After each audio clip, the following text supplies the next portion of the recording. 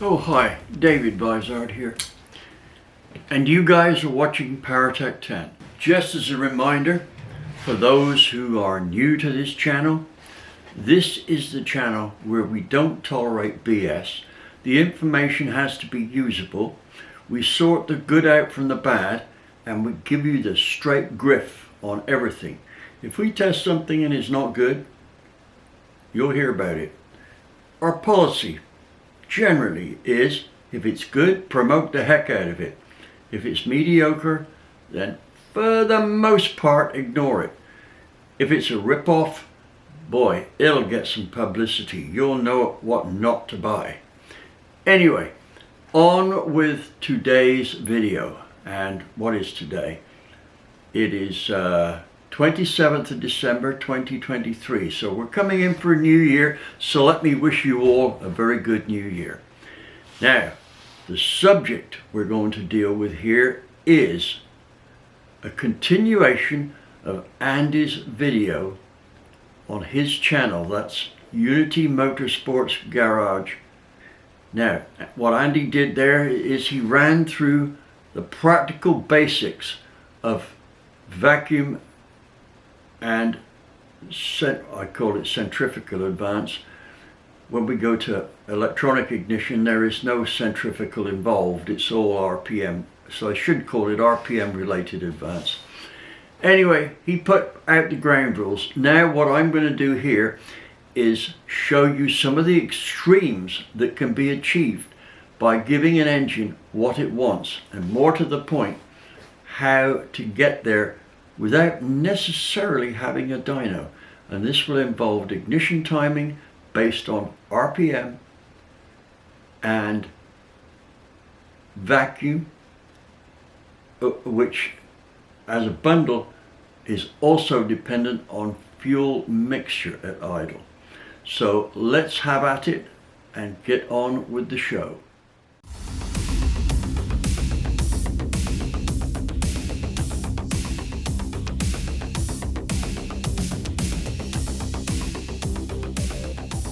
Let me explain where I got most of my ignition advanced curve technology from.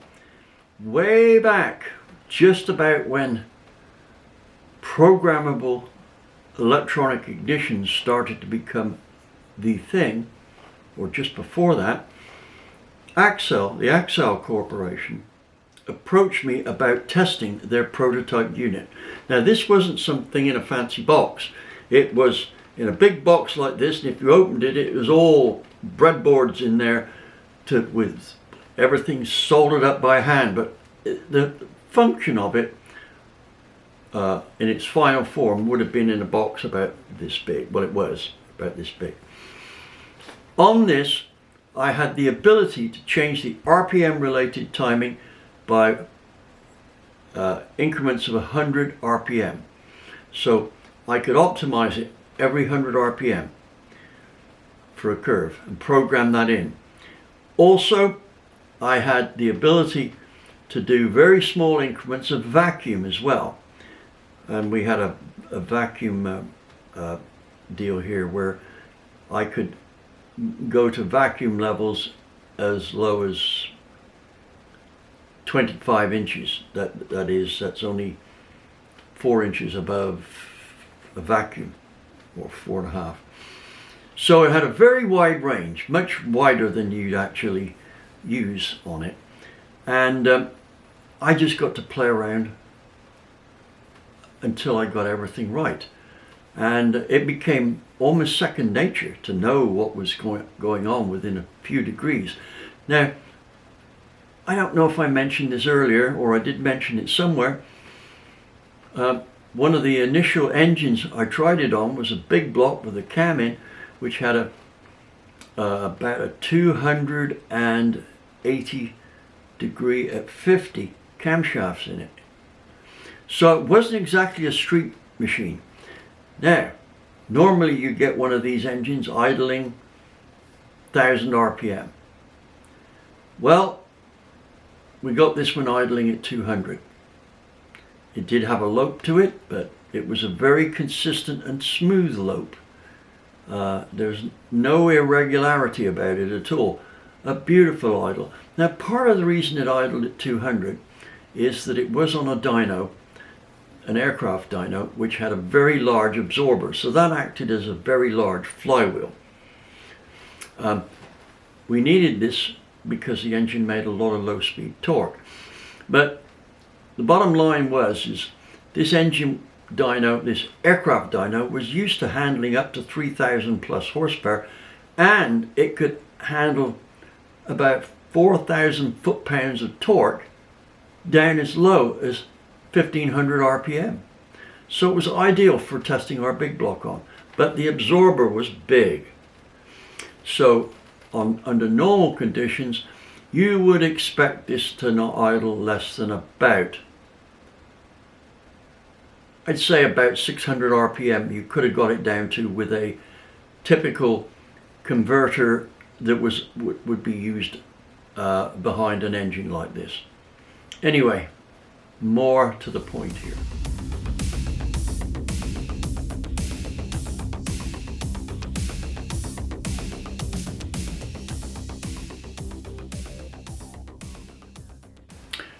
But before we do, some of you are going to say, what the hell was that object you set to one side here? Well, this will make it all clear.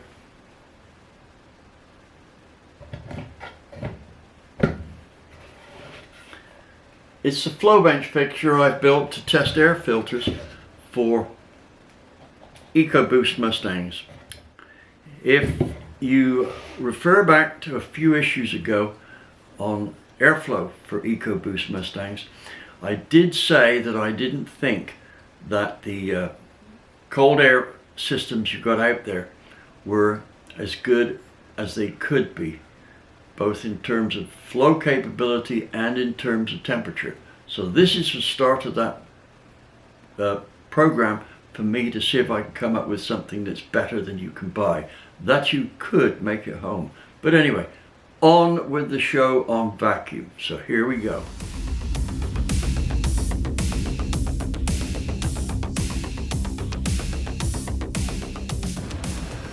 Simplifying things here, we could say that everything we're going to deal with today comes under the heading of ignition timing. What is optimum for the circumstances involved?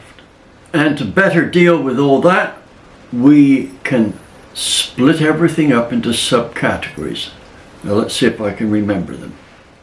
Ignition timing in relation to the intake manifold pressure or vacuum.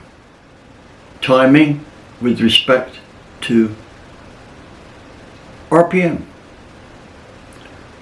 Timing with respect to supercharge pressure. Timing with respect to nitrous. How to set up the timing for the minimal amount of fuel drawn at idle. How to set the timing up for maximum mileage. How to set the timing up to suit the mixture ratio at idle. How to set it up for the mixture ratio at high speed. Now there is an order of events here that we have to stick with, and these are: we deal first with the mixture with just a rough timing set in, preferably it retarded from where you expect it to be. Then we go back and we do all the ignition timing with the mixture set. Now this will have to be split up into two areas here, or three actually. Timing for idle, timing for small throttle openings at cruise, and timing for larger throttle openings and maximum power at wide open throttle. So we're going to deal with that first, and we'll start by looking at mixture burn. That doesn't explode, it burns. It burns very slowly, and under some circumstances it burns very, very slowly. Might seem quick because it doesn't have to burn very far, but let's look at some burn criteria so that you can better understand why the ignition timing goes to a place where you might not have expected it.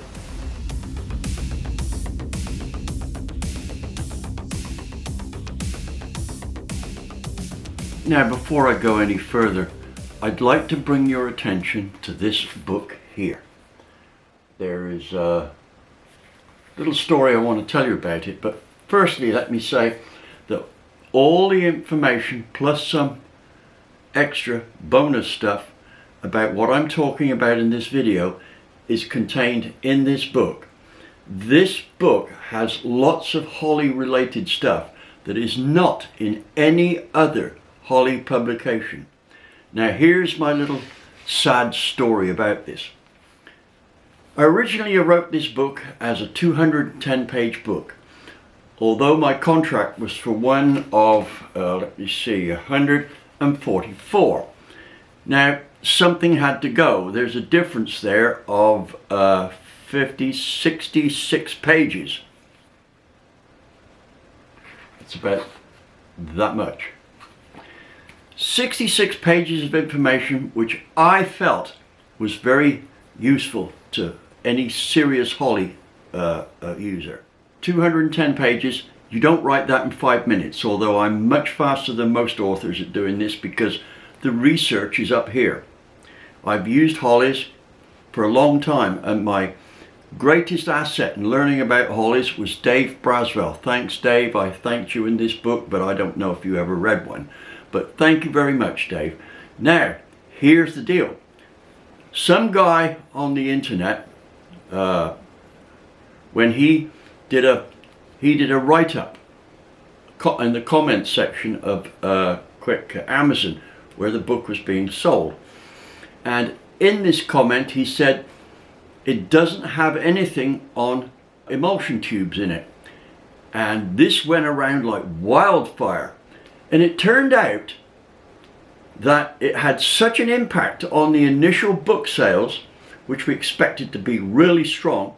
This almost was a flop, and as a consequence I lost about $10,000 in royalties. Now that is not an inconsequential amount, and I had about $30,000 invested in writing this book to start with. It turned out that that guy got his information from the Amazon ad for it, which said look inside the book, and he didn't find anything which mentioned emulsion tubes. I did write back as a comment and said it's on page so and so, so and so, and so and so. There's at least one block of stuff on the emulsion tubes plus numerous other mentions. Now then, that is a tale of how I suffer when you guys do your research wrong. Just had a bunch of guys on my Ford EcoBoost channel do just that. I mean, one guy said to me, well, I have more respect for you when you do an A versus B test. What do you think I've been doing for the last 55 years? I mean, these guys plucked the bullshit out of thin air. Now, this is how it affects me. I make my living doing this stuff. Don't put in anything that is incorrect. Check your facts. I have no problem with the truth being said, but I have a lot of problem from trolls who don't check their facts. They're just aggressive little whatevers. Anyway, here's this book. In spite of all the bad publicity it got, it subsequently won an international gold medal for the world's best popular tech book introduced that year. Now there's a conflict of opinion. Those tech writers who know their subject, they're almost all engineers, have an engineering background, voted this is the best book. And yet we get some people who don't do their research say, oh, it's no good, don't buy it. I wonder if the amateur ones are better than the professional ones here.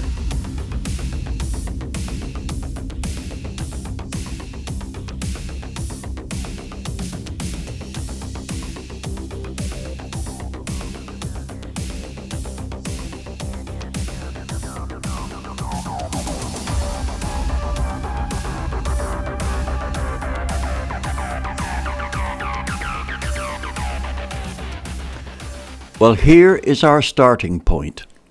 This is a graph of the cylinder pressure, that is the thin black line, and the amount burned by percentage mass during the combustion cycle. Percentage mass is the red line. The rectangles above the chart represent the combustion chamber at the various points marked on the chart. That is, the piston position will give the chamber shape or volume A, which is positioned on the graph at the point marked A and represents about 35 degrees. Top dead center is going to be around about position D. E follows that and F follows that. Now the part here that's very important is to look at the pressure rise and the volume burnt graph and see how at first they don't seem to make sense. Now that said, it will make a lot more sense in a moment. First, take a look at combustion chamber C. You'll note that the volume burned looks well over half of what's available. Based on what we see there, it looks like a lot of the charge has been burnt, but that's not the case. Check out point C on the thin line, which is the cylinder pressure, and you'll see that the pressure is rising. But if you check straight down on the bottom of the graph, that would be about 10 degrees before TDC, the charge mass burned is only a couple of percent. It's a bit deceiving. However, in C it looks like it's well over half. Now here's where we get this dilemma. If you look at the mass burned, it's not until we get to point D and then on up to E that the major amount gets consumed by the flame front. Now if you look at D and E combustion chambers, you'll see that the amount that's exhibited burning at D looks far more than the small amount shown by the red line.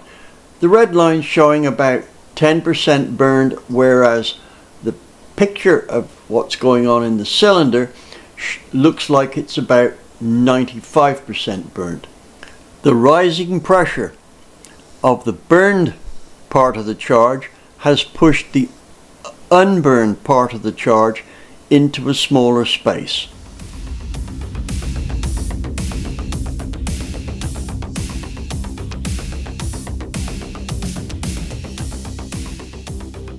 So what have we learned from this, unfortunately a little more complicated graph than usual? Essentially it boils down to one thing. The time the spark goes off and the time that combustion gets initiated to any degree is quite a few degrees. In our instance here, we're using an engine which is partly throttled. It's showing about 15 inches of vacuum. So it's not a true idle, but it's close to it. It's not a true cruising speed opening, but it could be close to it. So it's kind of average. Now, what is the best timing and how do we get to it? So let's take this one step at a time.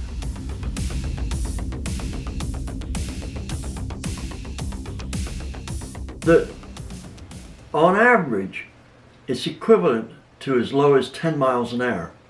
Now it starts off slower than that and finishes faster, but that's about a good average speed. So you can see it doesn't explode, it burns. Now we've got to make an allowance for this. The more rarefied the air gets, the slower the burn gets. We can look at it like this. as the air gets rarefied, the gap between the molecules of oxygen and the semi-vaporized fuel gets further and further. And essentially you can liken it to being lit off. This unburned group of oxygen and fuel molecules here is lit off by the radiant energy of the ones that burn next to them. Now, when it initially fires up, the ones that initially light up don't have much energy to give off, so they just about light those near them. Now, that's a bigger ring than it was before, and those now light the next ones. So it expands almost like a kind of slow-moving chain reaction. We can't just fire the plug and expect it to go boom. It doesn't, like I demonstrated earlier on. So the more vacuum that we have, the slower the fuel and air burn. Now, another thing that's actually useful for us here, the more vacuum we have at idle, the more the fuel vaporizes. If we took a bottle of fuel up into space and took the lid off, it would boil away almost instantly. Under vacuum conditions, the fuel will vaporize much easier, and in vapor form it will distribute itself much easier amongst the hopefully excess of oxygen molecules. So its ability to get lit in the first place is okay. Its ability to spread is okay, but it takes longer to do it. In that respect, you'll find an ignition spark, which is a long burn ignition spark, tends to give the best idle. Like an MSD with its multi-sparks at idle, that will almost certainly lend itself toward giving a better idle. Now, as the mixture gets more and more dense, so the fuel and air molecules are more and more compact, until eventually, for all practical purposes, when they get ignited in a 17-to-1 compression engine, they're on the point of doing so anyway. So the amount of advance needed with a high compression short cammed engine need only be a small amount. Or if you have a turbo motor. Now, I've had turbo motors that have required only about 15 degrees of advance total. Any more than that, they'd start to detonate. And they make good power, something like 500 horsepower per liter, 4 to 500, 500 horsepower per liter. In other words, a 61-inch engine was making about 9 horsepower per cube. Now, that's how you've got to look at this mixture business. The closer packed and the higher temperature the air and fuel charge is, the less timing it needs, right? Less timing is best. I've heard some people talk about adding advance, like adding advance is a way to more power. It's not. It's reducing the amount of advance needed to make power. If you've got to put 45 degrees of ignition timing into your engine at wide open throttle, you've got something wrong with the burn. Now, point I might bring up here. Leaded fuels have a longer delay time.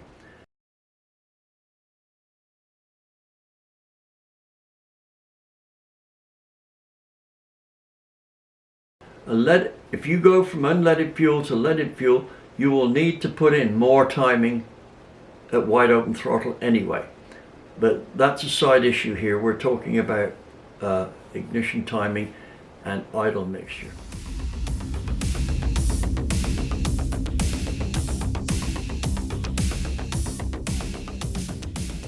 Mixture first. Now, you've obviously heard, and many people are aware, that a vacuum gauge is very good for setting up, especially ignition timing.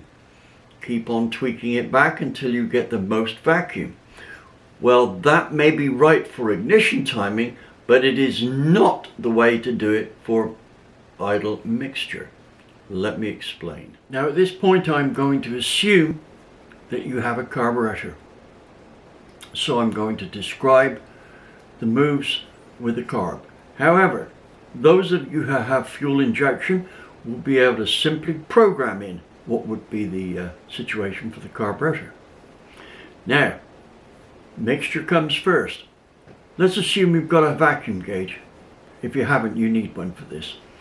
Now, what you do first is to open the throttle so that the idle is a little bit faster than you may want it. Then adjust the idle control screw, which doesn't control fuel, it controls the air, and adjust it in until the engine starts to get a bit shaky on idle. What you do now is you keep on opening or closing the throttle and adjusting the idle such that you get the minimum vacuum. What this means is that you've now got your engine idling on the least possible amount of fuel. At this stage, you start advancing the ignition until the idle steadies up. Now it might mean as you advance the ignition that you have to adjust the mixture again, which you will then go ahead and do. But always the mixture at idle has to take precedence over the timing in terms of order. Now, how do you know what the mixture ratio is? Well, here's a good example of having an O2 sensor type mixture analyzer. If you get the mixture right and it's being atomized well and all the other things it needs to do, then you should be able to get the engine to idle at 15 to 16 to 1 fuel air ratio. With that, you now start advancing the ignition to find out what it runs best at. When you advance or retard the ignition, you're looking for the best vacuum. This means that out of the quantity of fuel and air that's being ingested by the engine, you are going to be using the least proportion of that already optimized leaner mixture. So, process is, and it sounds complicated to start with, but once you get the hang of doing it, you can rip it off just like that. Adjust the idle mixture. You do this by leaning it out as much as possible, consistent with getting the lowest vacuum possible, i.e. the nearest thing to atmospheric. That means you've got a lot of butterfly opening and not much fuel going in. Lean mixture. Now, at that point you start adjusting the timing. When you've got the maximum RPM that it will go to, and that would be the biggest, the vacuum gauge will now show the biggest vacuum, you then slow down the idle speed. Not with the idle mixture control, but with the idle screw. And you keep going back and forth like this until that engine is idling like a watch. Now, timing. If you've got the timing, and you'll have your vacuum timing off at the moment, you're just using mechanical advance. The timing is going to be about 50 to 55 degrees. Now you think, oh my God, it's going to detonate. Or, well, if it's running a lean mixture, it's going to burn pistons. No, it is not. The mixture is so lean and so much vacuum exists in there that the flame front travels very slowly. And because the mixture is lean, there isn't enough fuel in there to heat the gases to the high temperature that you usually get under wide open throttle and a slightly lean mixture. Let's say you've got the mixture exactly right for wide open throttle. Boom. It's going to be about 13 to 1. As you lean it out, so the pistons and valves will get hotter and hotter and hotter. So when you get to about 14 or 15 to 1, the temperature is max. for the combustion. But it's not going to keep on getting hotter as you lean it out. Eventually there won't be enough fuel to heat up the air to the temperatures, the high temperatures you see earlier on in this. So by the time it gets to 18 or 19 to 1, the temperature of the burn, overall heat generated, starts to drop. Now, when I was doing my Round America economy engine, which we managed to get 21 to 1 fuel air ratio, the exhaust temperatures were puny. I mean, trying to remember here, but they're only about 600 degrees. Could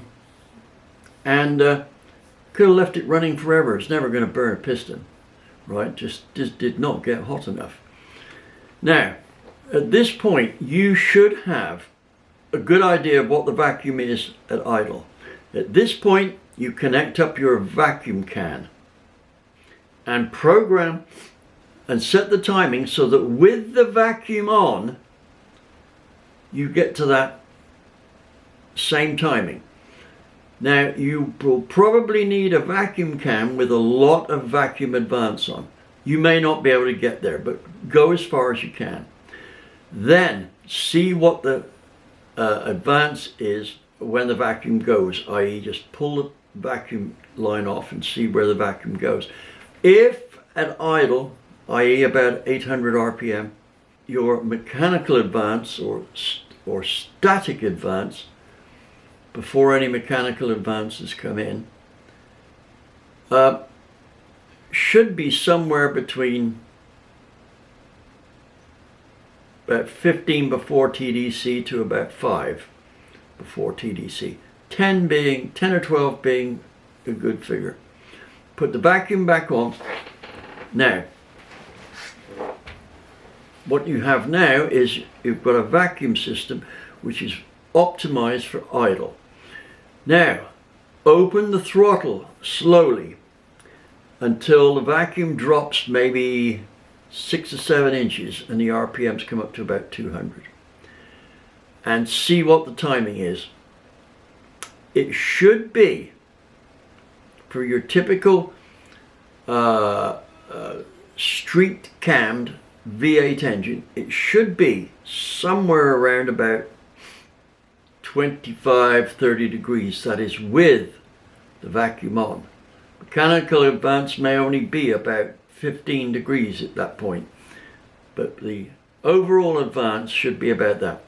When you're going down the highway and the engine is showing, or can be in a situation where it could show a lot of vacuum, you'll need to adjust the timing so that you get the highest vacuum for the speed you want to go at. That's a good thing here to have some kind of ignition system where you can advance or retard it. Andy, in one of his videos, talked about a distributor that you can program via Bluetooth on your phone. That would be an ideal situation to do this. So now you should have a cruise down the road, something like 15, maybe 16 to 1 fuel air ratio, and an ignition timing that will give the best vacuum. Now, depending what cam you've got in and what compression, etc., that will vary. But I've now told you how to get it. Now, all those factors that I've just talked about, if you've got a fuel injected engine in, you program them. Remember, the leaner we get the mixture and the more optimal we get the timing, the less pollution the engine's going to make in terms of everything except our oxides of nitrogen. That's a problem there. The more efficient the combustion gets, the more oxides of nitrogen you produce. Although, the leaner you get the mixture, the cooler the combustion is, so that runs the oxides of nitrogen down. Now, let's look at one more factor here.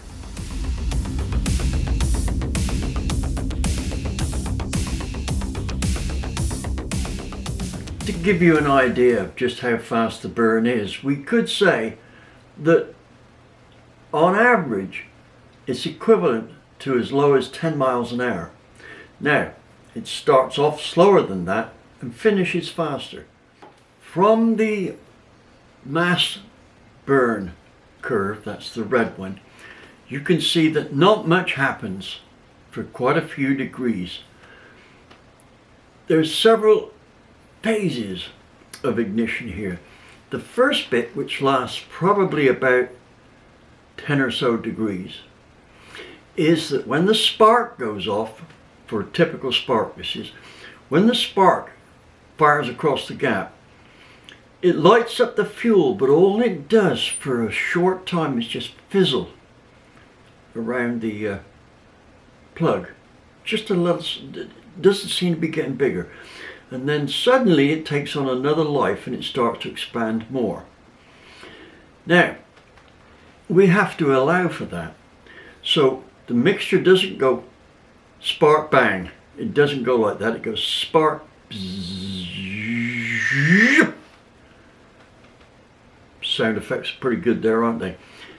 So why is this? Well, to start with, there isn't much of a flame front from the spark, so that volume to area of the kernel of fire is small. But as it gets bigger, the surface area, so if you double the diameter of that, the surface area gets 4 times as big. So there's 4 times as much to light it off. So it kind of follows a curve of increasing effect, like this.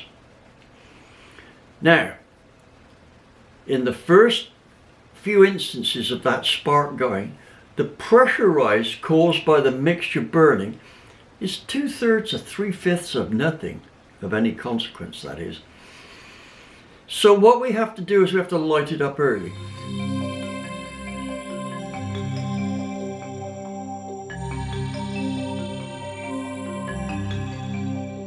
The point I need to touch on here is the subject of manifold or ported vacuum.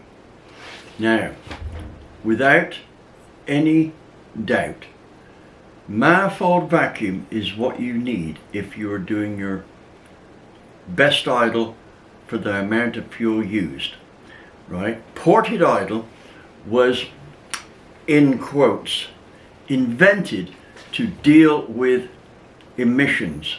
Now, here's how ported vacuum works. When your engine is idling and the ported vacuum is above the butterfly, what it means is that the engine is idling on RPM related advance or whatever the static advance was. So it's well short of the timing needed for the best idle with the least fuel. Now, to get the ported vacuum to idle at the right speed, what happens is the throttle is opened more. So there is not as much vacuum in the engine, and the fuel droplets there's a greater amount of them per unit volume of air. So they have a better chance of lighting up. The mixture with the ported vacuum is usually set just above what we call the stoichiometric ratio. That is the ratio that's chemically correct, i.e. all the oxygen in the air is used with all the fuel that's there, and there's nothing left of either one. The ideal mixture. That's not what we actually want for actual running conditions, but under those conditions there are less hydrocarbons emitted because the burn is more effective. Now, to be able to use manifold vacuum, what it means is your engine has to be better set up than a factory one. So what we're looking at here is manifold vacuum. There's very little excuse for using a ported vacuum unless you want to stay with whatever was stock.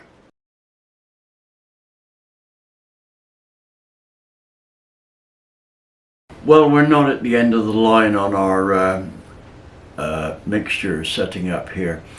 We're actually waiting for some equipment to come from England. It's not cheap, but for what it does, it's not expensive either.